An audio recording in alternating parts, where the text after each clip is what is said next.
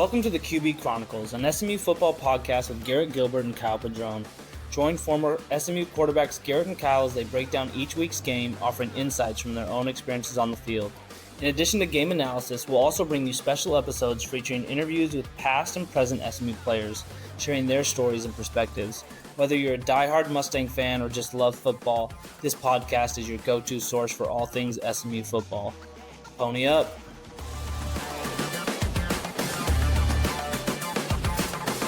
Welcome back to the QB Chronicles. I'm Kyle Padron, joined by two-time 4A state champion Garrett Gilbert. I love it. I'm very excited about where this is going to go the rest of the year, man. I know. I'm like I said, you're running out of opportunities there. We're going to start recycling them soon. We're going to get some conversations with Kylie, go back to the middle school and Pee Wee days, and I'm going to unlock some memories for you for sure. We couldn't beat Round Rock Blue and Pee Wee, so they had our got number. Called in for some dirt on you. Yeah, they had our number back in the day. What's happening, man? How's it going? Oh, just living the high life. All is good on the hilltop. All is good out west where I live. Shout out to my wife in the next room. She is licking some wounds today as our bitter rival. No love lost, but certainly much happier on my side of the house than Caroline is tonight. Do we have a bet within the household? Oh yeah. So our daughter Olivia, she was wearing purple yesterday. She did not come to the game. She was at my in-laws' house and she was wearing her purple because SMU unfortunately lost the skillet last year, or that's the last 2 years. So next year, and I misspoke a couple of weeks, so I apologize to our listeners here. We travel to Fort Worth next year unless we pull the game from the schedule, which maybe we should consider doing, as it really doesn't add anything to our schedule anymore going forward.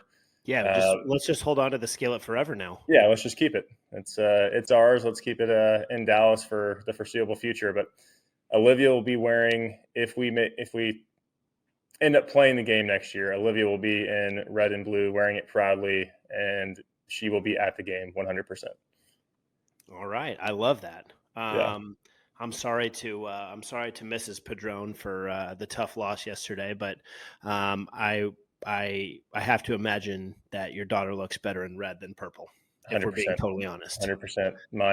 My sweet wife, she does not curse much, but after the game, we were driving home and she looked over at me and she goes, "That was an ass whooping."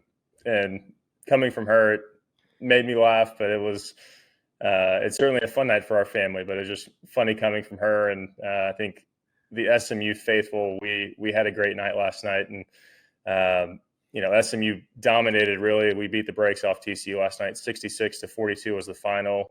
24-point win. It really wasn't that close. There were a couple touchdowns late, getting some guys some extra reps, but just complete domination from our guys. And really, after a game where we were left with a lot of questions a couple of weeks ago against BYU, which shout out to BYU going in and beating the number 13 team in the country last night. Maybe they are better than we thought.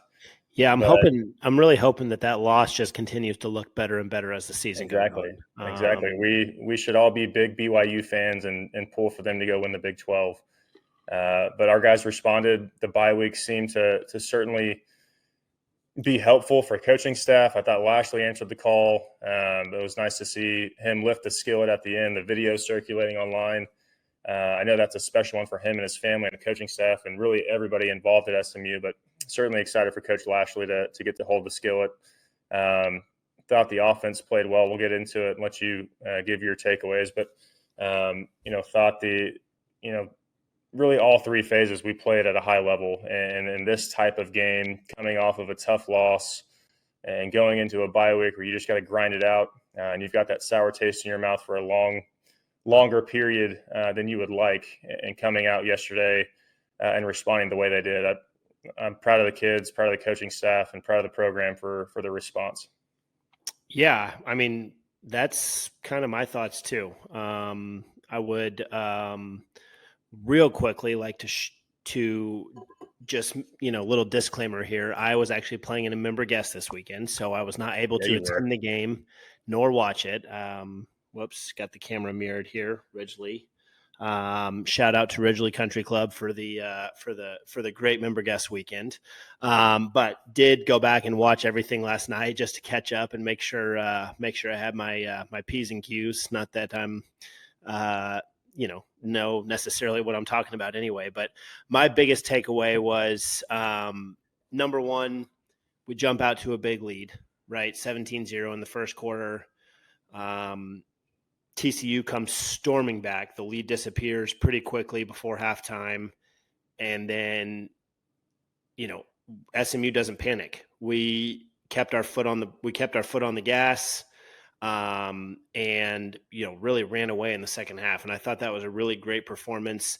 And like you said, I think there was a ton of question marks coming off of BYU. So for us to put together a complete team victory like that, really, really dominant. The run game was great.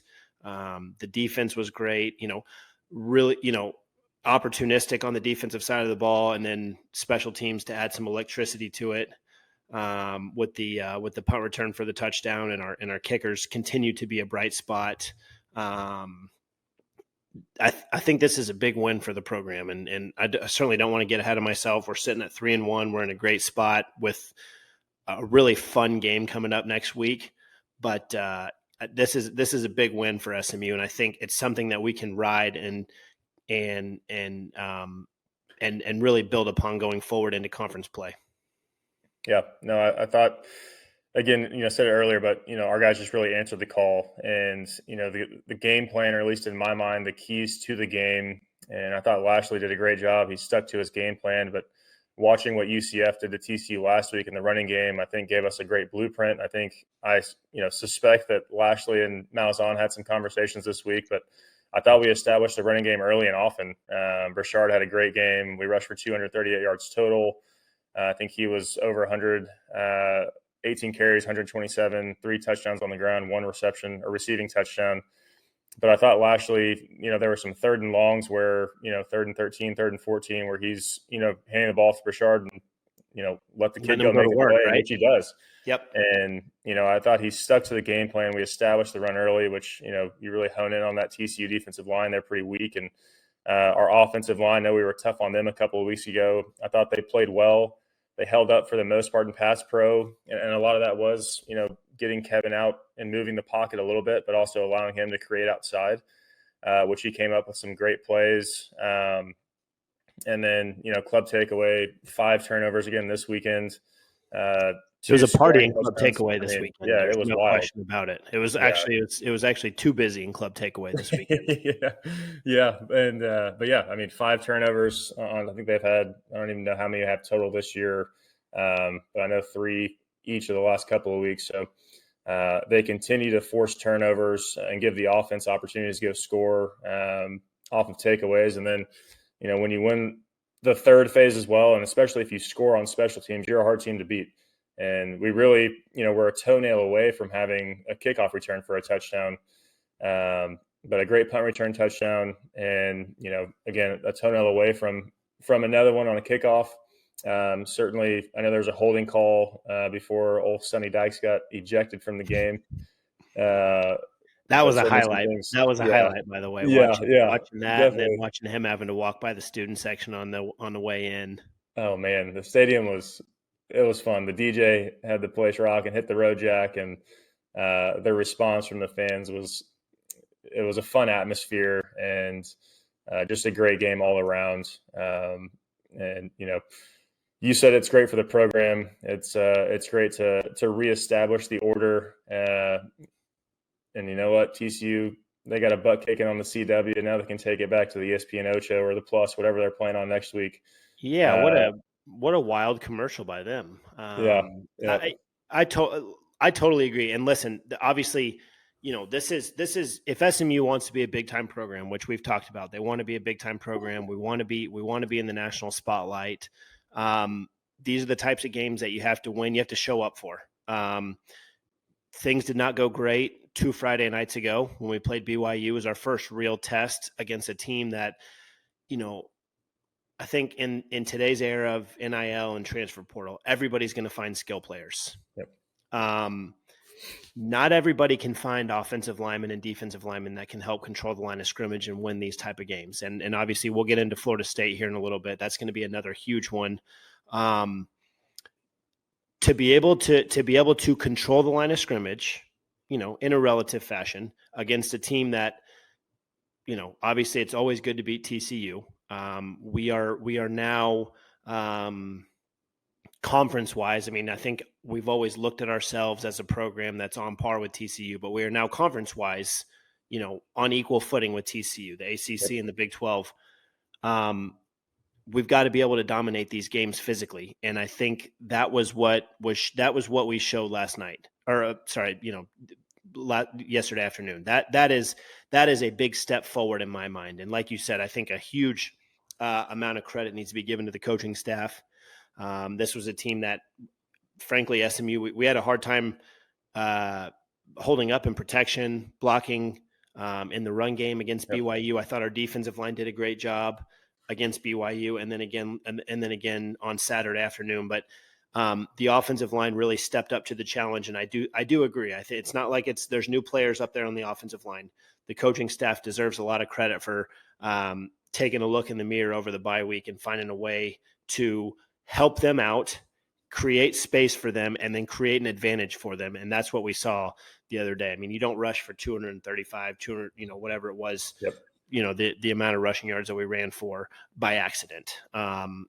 Everyone deserves a huge amount of credit for that. And so I think that's something that, again, we can build upon, and we're going to get another challenge this week with Florida State coming in. Yeah, no, I agree. I don't remember, maybe a few years back when Sonny was actually back at SMU, maybe we were, the bigger, I don't know about bigger, but we were certainly faster and, physical football team. But the last 2 years, TCU was the more dominant and physical football team. So going out and hitting them in the mouth early and really for the full 60 minutes, our guys were pressing. We were calling trick plays up 28, which I love to see, just kick them while they're down and continue to step on the gas. I love that from Lashley and the staff here. And It was fun to see Jordan Hudson get a touchdown against his old team as well. Excited for him. And I know that's something. I thought that was a really nice play, kind of not a microcosm necessarily of the game, but I thought that was a really nice play that kind of encompasses everything we've been talking about. We've struggled on the offensive line, right? And so let's get our quarterback on the move. Get him out there. Kevin was able to get outside of the pocket. That in and of itself creates more time for him to throw the ball. The offensive line did a really nice job on that play. Jordan ran a great route. Kevin threw a great ball right on time in the front corner of the end zone. It's a big third down conversion. I think we really struggled on third down against BYU. I think that was a really nice play for us.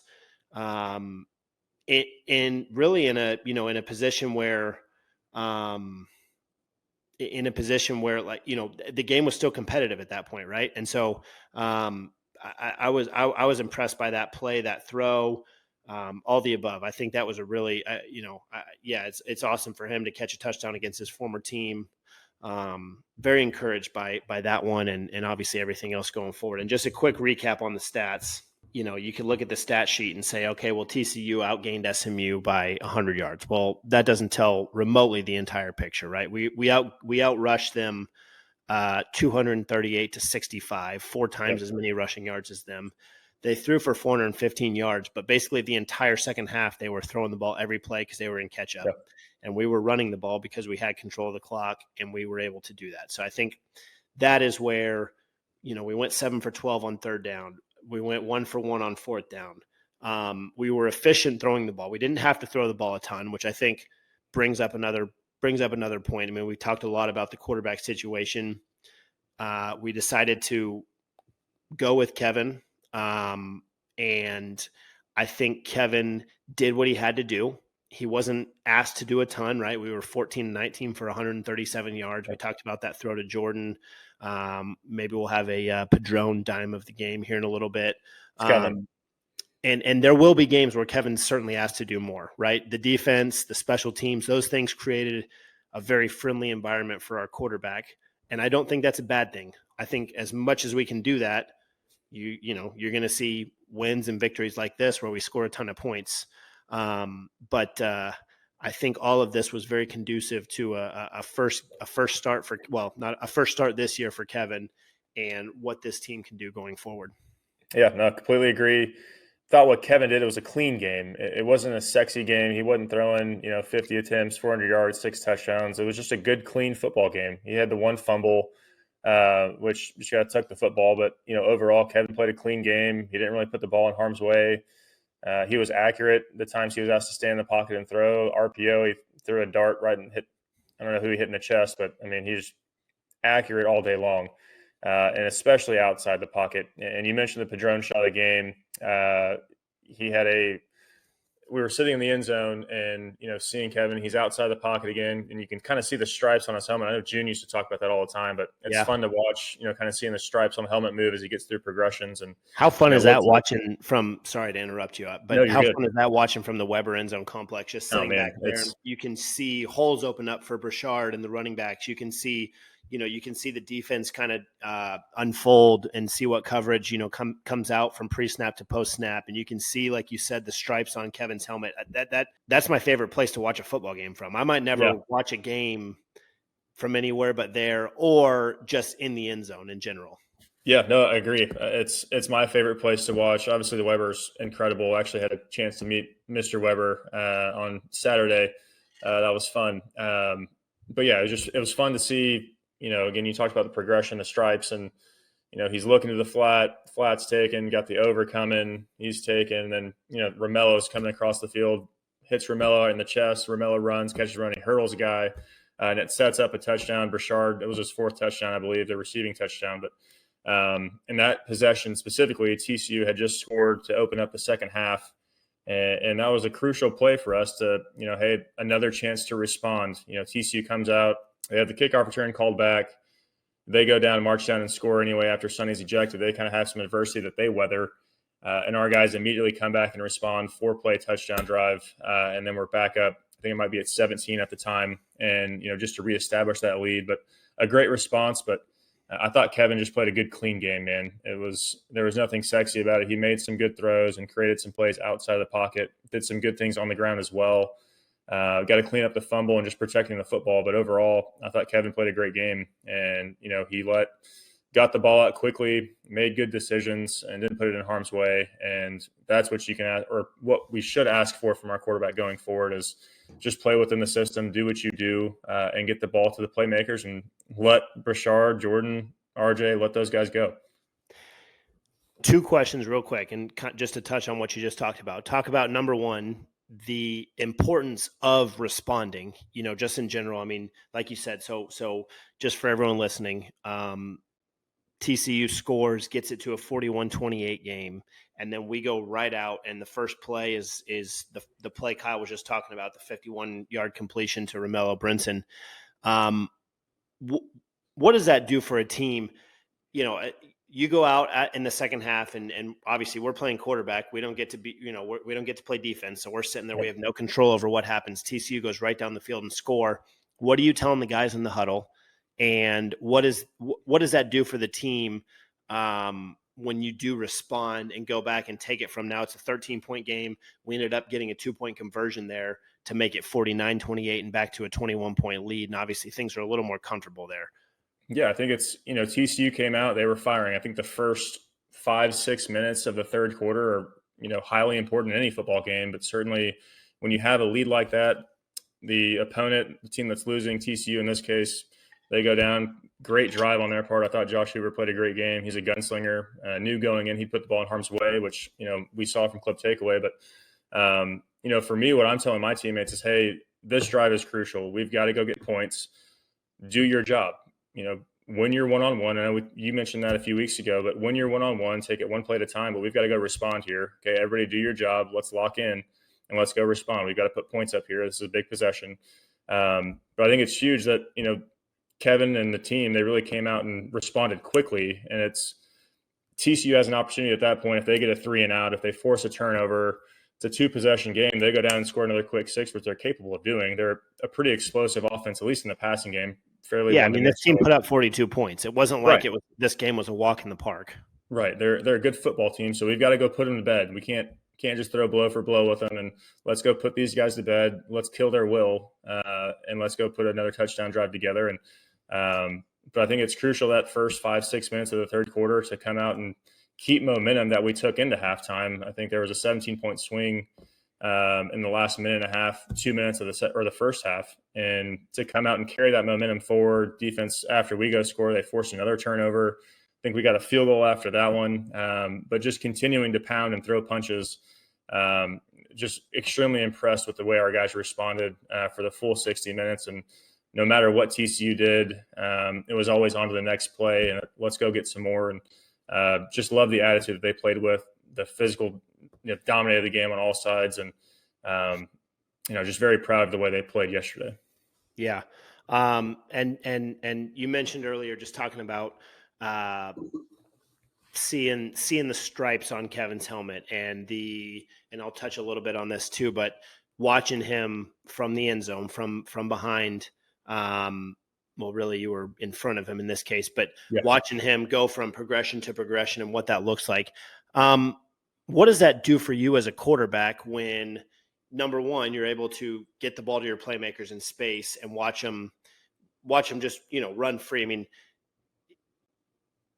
how much better does it feel operating the offense when you're able to say, okay, now we've settled this defensive line down. I can actually look at my number one read in the flat, like you mentioned, and then progress on up down the field to find somebody for an explosive play. In this case, we're going to keep talking about that Romello Brinson completion.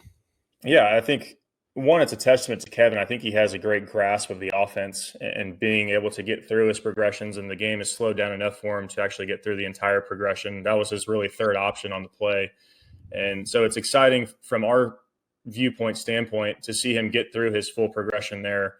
But yeah, it's seeing your guys running open field. Kevin's really the fourth option there to go ahead and run it himself. But anytime you have a guy running open that has green grass in front of him, I don't want myself running. I don't want Garrett Gilbert running. I want it to be Romello Brinson or Brashard or whoever it is. But I want to get the ball to the playmakers. Get the ball to those playmakers and let them run. 100%. So I thought Kevin, I think he really does have a great grasp of the offense. And again, we've got two great options, but Kevin's going to lead this team going forward. And again, I keep saying we're impressed and excited for these guys, but, I thought Kevin did a great job running the offense, playing within the system, not trying to do too much. And he got through his progression there, and it led to a big play getting to his third option. Yeah, and I think, again, just to put this back on the offensive line, when you're playing quarterback and you're standing back there in the pocket, and let's say, in the first quarter you get pressure and or sacked 2 or 3 times quickly, chances of you feeling comfortable enough as a quarterback to progress on and find those guys are far and far slimmer. And so I think what that play shows, and numerous others within the game, is Kevin started to feel comfortable and he was able to settle in and say, okay, yeah, my number one receiver may be somewhat covered or taken away, but I don't have to throw it to him because I got time to move on. And he was able to move on and find that guy and find Romello moving across the field for the huge play because he felt comfortable standing in the pocket. I think that's huge going forward because now next week you go into the Florida State game and you feel a little more comfortable standing in the pocket, getting from 1 to 2 to 3. And again, finding a way to get the ball to those playmakers that we just talked about. So I thought again, we talked about the touchdown to Hudson. We talked about the crosser to Brinson now at length. Those are big plays, not just for what they meant in the game, but going forward. I think you saw the coaches make adjustments and help the offensive line. And guess what? When your quarterback's moving out of the pocket, that slows the pass rush down too. So all of those things are great plays in and of themselves, but I think they mean a lot going forward too. So I'm excited to see what we have dialed up for the Seminoles next week coming to town. Yeah, this win should create a lot of confidence in all phases of the game for us, offense, defense, and special teams. And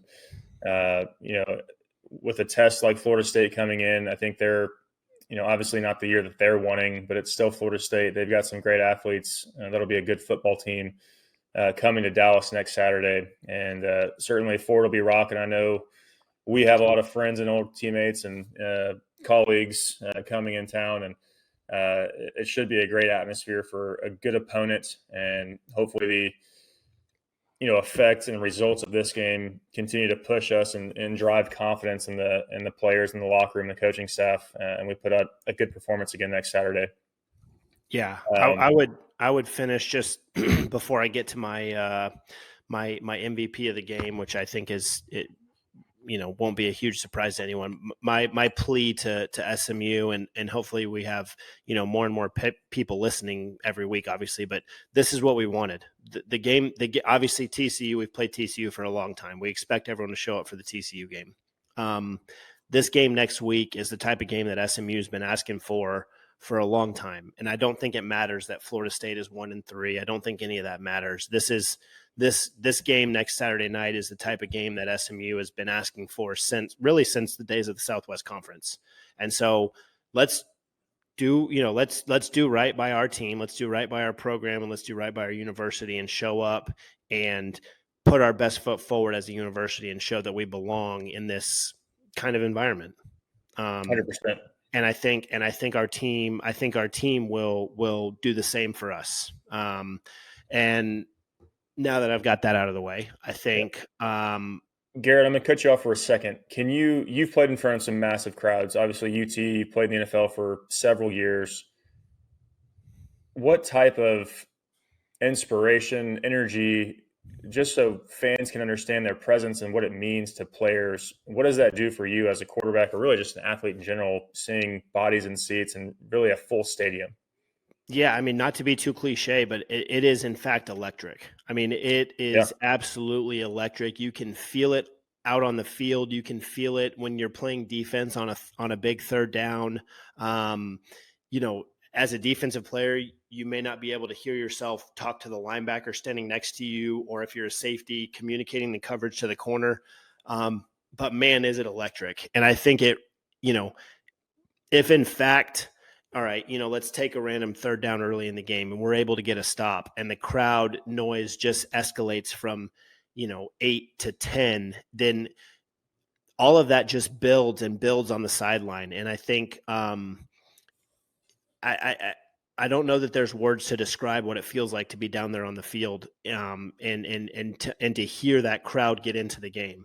So I think, this is twofold. Number one, as a team, we got to show up and be ready to play.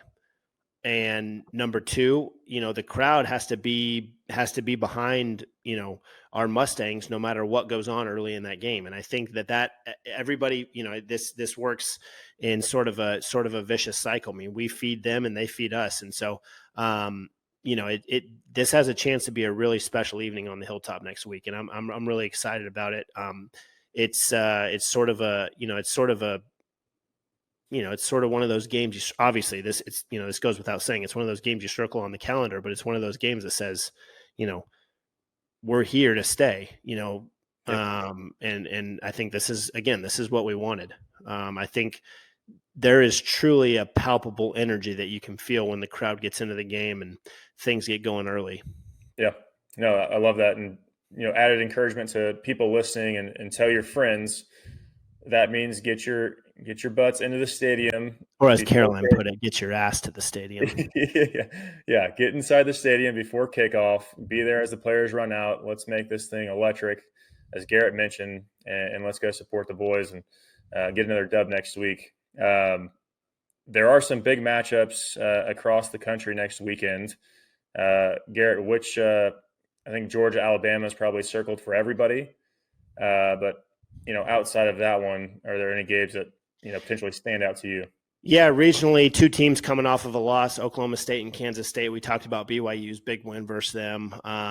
I will always be a sucker for Big 12 football, just growing up on it. And I think that one will be fun. There's bound to be fireworks. These are two teams that there's so much conference realignment. I will always be a sucker for watching two. Again, this is, it's like the Big 12. People older than me will say, oh, those aren't Big 12 teams or Southwest Conference teams or whatever it may be. I'll be a sucker for a classic Big 12 matchup. So I'm excited to watch Oklahoma State and Kansas State. I'm excited to watch Louisville and Notre Dame. Just going down the list of matchups between ranked teams. Notre Dame, obviously, very disappointing loss after, you and I both kind of hyped them up after that huge road win week 1, and then they went home and just completely disappeared against Northern Illinois. And then lastly, I say lastly, I mean, there's a ton of good games. Obviously, we got a big week coming up, but I think Arkansas, Texas A&M is always fun. Another battle between two former Southwest Conference foes. Yep. Texas A&M coming off of they made a quarterback change, coming off of a closer than expected game against Bowling Green. And then the highlight of the night outside of Florida State SMU is Georgia, Alabama. We don't get to see them play in the regular season all that much. Typically, this is an SEC championship game, or has been the past few years. Georgia was dominant against Clemson and then kind of sleptwalked through their last couple games. Yep. Alabama sort of sleptwalked through their game against South Florida. I mean, this is, for all intents and purposes, this is a matchup of the two best teams, best programs of the past 10 years. So sure.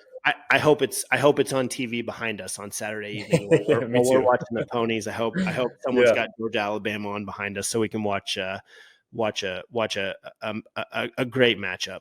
Yeah, no, I agree. I think there's one that I saw as well that, I'm at least interested in. It's Stanford going to Clemson. I don't think Clemson, in my mind, is going to have a problem with them. I think Cade Klubnik is seemingly right of the ship. Dabo's answered some calls and responded to some early criticism this year after that Georgia game especially. And then for our TCU listeners, y'all are playing on ESPN Plus against KU. So go enjoy. I'm happy for you guys being back on the ESPN family network. So yeah, I know that's important. Congrats. Well, I do want to make sure I want to make sure I point out my my MVP of the game. I think it's obvious. 4 touchdowns, a really, really solid night all over the place. Brashard Smith had a great game, and I think he more than deserves it. I think outside of that, it would be the defensive unit really, creating 4 turnovers. But Brashard 18 for 127. 2 catches, 24 yards. He really shined yesterday, and I think he was the MVP of the game for us. 100%. He's the best athlete on the field, probably on any football field he steps on. And the more touches we can get him, the better we'll end up at the end of the 60 minutes. And he's been a very bright spot in our program the last several weeks, but certainly on Saturday against TCU. And look forward to have more from him and hopefully get some more guys involved against Florida State. And look forward to seeing you on Saturday. We'll be there. I think we got Joey Fontana and Cole Lofton, and we got a crew coming in. So it should be fun on Saturday. Cannot wait. I think maybe we tune back in for a little preview episode later in the week, dive into the matchups and dive into one of the biggest games that I think SMU's had in quite a few years. So KP enjoyed it. We'll be back soon. Love it. Likewise, brother. Always fun. We'll be back with a preview later this week and look forward to seeing you all on the Boulevard and inside Ford Stadium before kickoff on Saturday. Pony up.